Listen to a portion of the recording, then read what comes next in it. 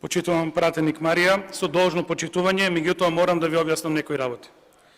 Најпрво, ВМРО ДПМН имаше власт која имаше две кризи, од која една економска. Понатаму, ВМРО ДПМН се задолжи за 3 милиарди евра, за 2,5 милиарди евра за 11 години.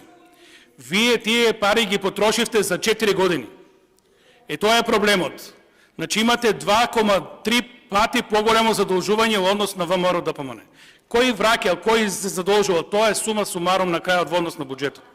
Затоа што вие ја задолживте државата заклучно со 2022 година 3,1 милиарда евра.